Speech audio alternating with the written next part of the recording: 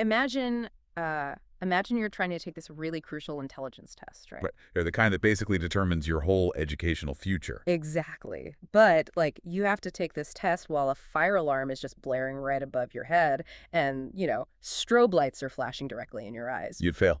Or at least you definitely wouldn't perform to your actual potential. Right. But according to this really fascinating set of design notes we're looking at today, that sensory nightmare is exactly what our digital world does to neurodivergent children. Yeah. Like every single day. So welcome to the deep dive. Yeah, it's a massive systemic design failure. Hmm. We tend to build these standardized tests and, well, digital learning tools in general for a very specific type of neurological processing. We're very narrow mold. Exactly. And when a child doesn't fit into that incredibly narrow mold, Mm-hmm. the tools we use don't just, fail to measure their intelligence, they actually actively mask it. Yeah, and today we've got our hands on this incredible roadmap.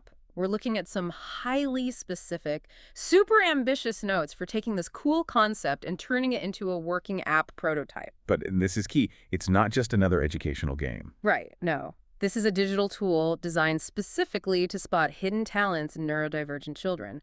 We're talking about profound cognitive skills that traditional testing just, well, it almost always misses them entirely. It's so important. It really is. And if you're listening right now, whether you're a software developer, a teacher, a parent, or just someone who's fascinated by human potential, you should really pay close attention because these notes fundamentally challenge everything we think we know about user experience, how we collect data, and just how we actually define success. The stakes here are just immense. I mean, we're talking about redesigning the digital environment from the ground up to accommodate brains that process the world completely differently. You can't just slap a pastel color palette on an app and call it accessible. No, absolutely not. It requires fundamentally rethinking how software actually interacts with the human brain. Okay, let's unpack this.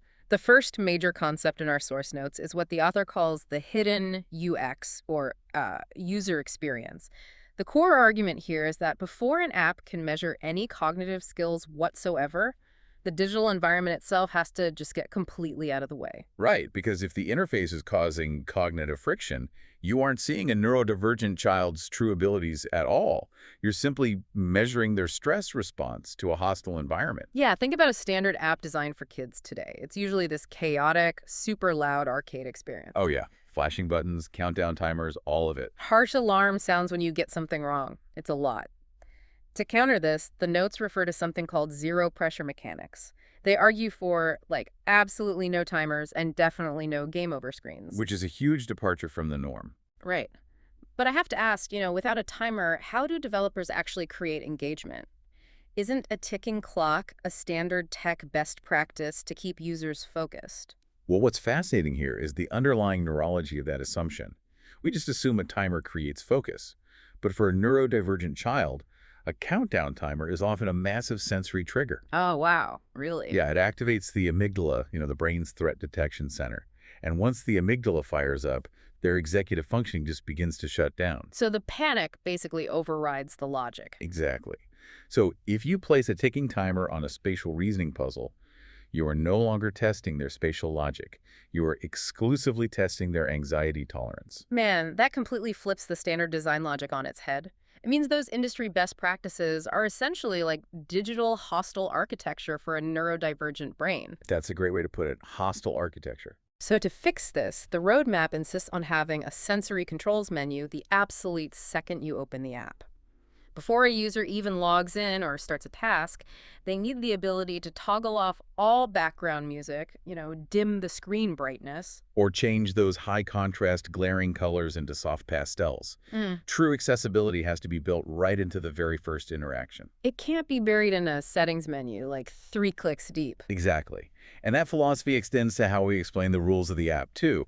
The notes place a massive emphasis on nonverbal onboarding. Right, so avoiding those massive walls of text or the long, rambling audio instructions that always seem to pop up as unskippable tutorials. Yeah, those are the worst. The notes suggest using visual demonstrations instead. They specifically mention something called ghost hands. Basically, this translucent animated hand that physically shows the user how to drag a shape across the screen. rather than a voiceover telling them to do it. Right. But why is an audio instruction such a roadblock? A voiceover seems pretty frictionless to me. Well, it seems frictionless to a neurotypical brain. But many neurodivergent profiles, particularly on the autism spectrum, they include auditory processing delays. Oh, okay. So it's not that they can't hear it. Right. It doesn't mean the child can't hear. It means the neurological translation of that sound into meaning requires significantly more cognitive load. If an app gives, say, a 3-step verbal instruction, that child is burning all their mental energy just trying to decode the language. So by the time they understand step 1, step 3 is just gone. Precisely. So the instruction itself becomes a barrier to entry. But visual mimicking, like those animated ghost hands you mentioned, that taps directly into the brain's mirror neurons. Wow. So it bypasses language entirely. Yes, it bypasses the language processing centers entirely. It creates this direct, intuitive path to understanding the task without draining their cognitive battery before the puzzle even starts. Okay, so we've bypassed verbal instructions, we have 0 timers, the screen is visually calm, and we've stopped the child from shutting down. But like, now what? Right, you just have a kid playing a quiet game. Yeah.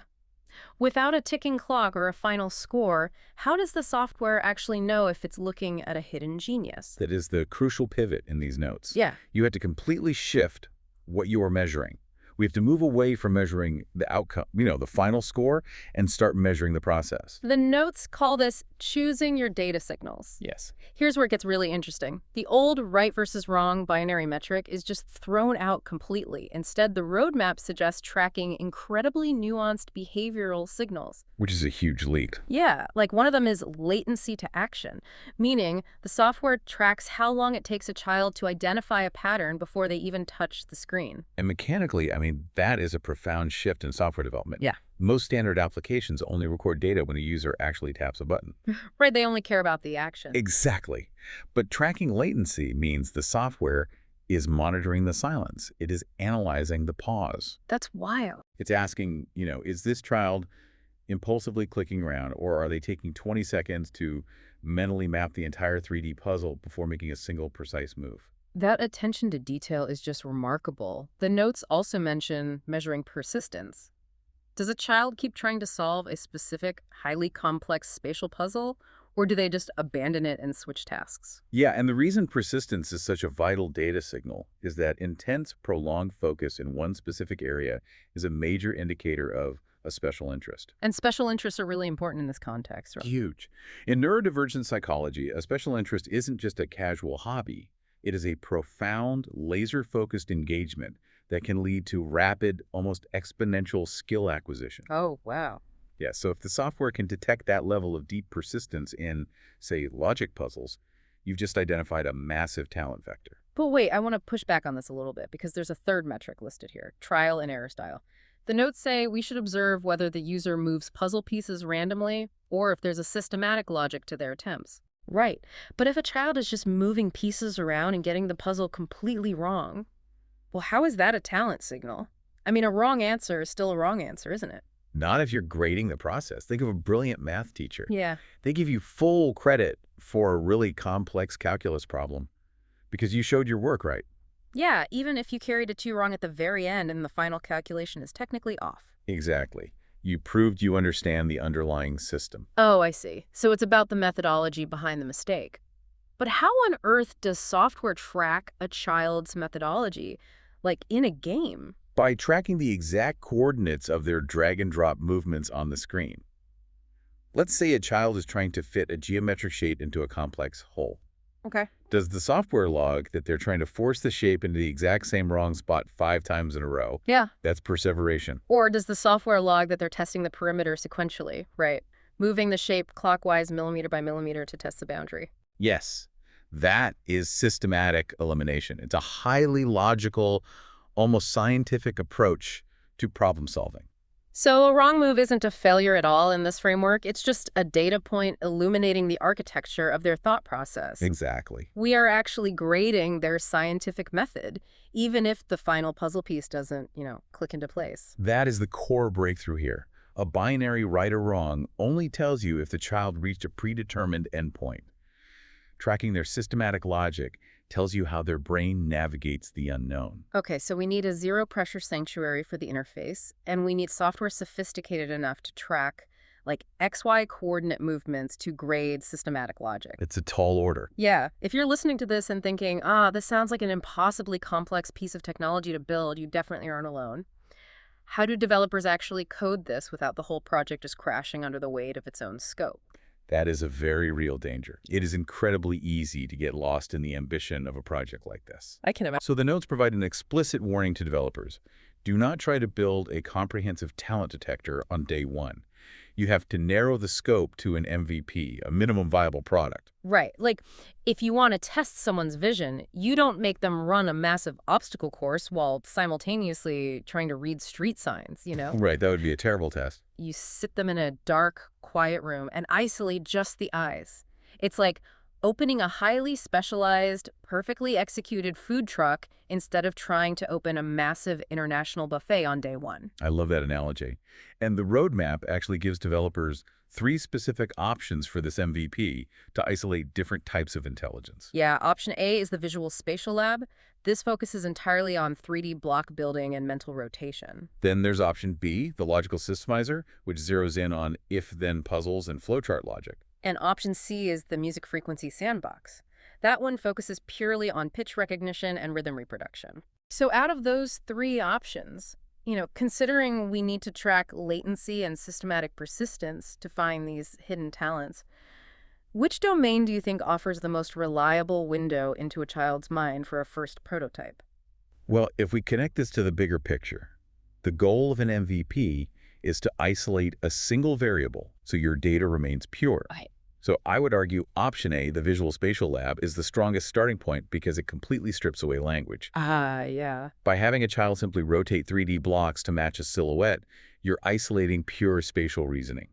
You ensure that the data signals you are collecting, like that 20-second pause before they rotate a piece, aren't being muddied by other cognitive demands. Like reading comprehension or, vocabulary deficit. Exactly. You remove the static of traditional educational hurdles and get a direct line to their spatial logic. That makes total sense. You want the signal as pure and uninterrupted as possible. But that actually leads us into the final and, well, undoubtedly most critical section of these design notes. Yes, the ethics.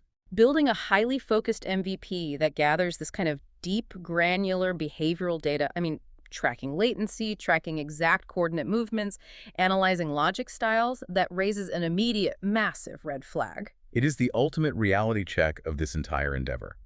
With highly personalized data comes immense ethical responsibility. Especially with kids. Particularly when you're building tools for a vulnerable population, like neurodivergent children. The notes are totally uncompromising on this. They state it is absolutely mandatory to look into COPPA, that's the Children's Online Privacy Protection Act, before writing a single line of code. It has to be step 1. You need a rock-solid privacy policy, and the ethical mandate is super clear here. Developers must guarantee this data is never profiled in a way that could be weaponized against these children later in life. Yes. So what does this all mean? We have a massive tension point here. We are building a tool specifically designed to uncover hidden superpowers, sure. But by mapping a child's exact cognitive style, we are simultaneously creating a highly detailed, sensitive psychological profile of a kid. It's a double-edged sword. How do developers successfully walk that tightrope between hyper-personalization and dangerous profiling? This raises an important question, and it's really the ethical crux of modern software development. The potential for good is undeniable. You could identify a future brilliant structural engineer who is currently failing second-grade math just because of how it's taught verbally. Right. But the risk is commodification. What does that actually look like in practice, the commodification of this data? Imagine a scenario 10 years from now where an algorithm purchases this cognitive processing data from a data broker. Oh, wow. Okay. That algorithm might decide a user isn't a good fit for a college or a specific job simply because their childhood latency metrics showed they processed information differently than a neurotypical baseline. That's terrifying. Protecting neurodivergent children from that kind of algorithmic discrimination is the most vital part of the entire roadmap. So a standard terms and conditions checkbox is just not going to cut it here. Not at all. The privacy policy has to be an ethical shield. and it has to be enforced at the server level. Oh, so. This means utilizing techniques like data hashing, where the behavioral data is stripped of all personally identifiable information before it ever leaves the device.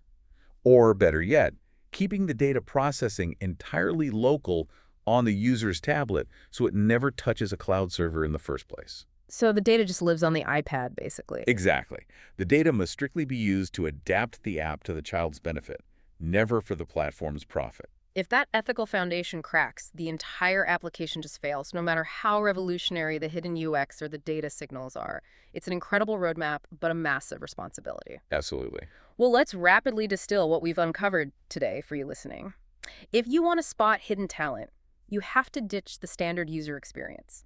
You need a zero-pressure environment with upfront sensory controls and nonverbal onboarding to prevent cognitive overload. You also have to completely redefine your data collection. Stop grading the final answer and start tracking the how. Monitor latency, track systematic trial and error, and grade the thought process itself. You have to start small, proving the concept with an MVP that isolates a single variable like spatial rotation to keep the data pure. And above all, you have to rigorously protect that sensitive behavioral data through server-level compliance and an unshakable ethical framework. And, these principles extend far beyond childhood development. Designing with empathy, prioritizing process over a binary outcome, and handling data ethically. These are lessons that can fundamentally reshape how we build any system for human interaction. Yeah, whether you're developing tech, designing a corporate training module, or just trying to improve how you communicate with your own team, these notes are basically a masterclass in seeing people for how they actually think, rather than how we just expect them to perform. Thanks. Which leaves me with a final thought for you to ponder. We've spent this entire deep dive talking about customizing technology to adapt to the neurodivergent brain, right? Dimming the lights, removing the ticking clocks, measuring the unique ways children solve problems to uncover their hidden talents. But what happens when these children grow up? If this zero-pressure, highly customizable environment is what it takes to unlock their true potential, will the future workplace need to adopt these exact same sensory controls? That's a great question. Will human resources departments need to throw out the traditional high-pressure interview and start using process-oriented metrics to actually harness this generation's untapped brilliance? Maybe that standardized test we talked about at the beginning, that narrow spotlight with the blaring fire alarm, isn't just failing our kids. Maybe it's failing all of us. It is certainly time to widen the beam. Thanks for joining us on this deep dive. We'll see you next time.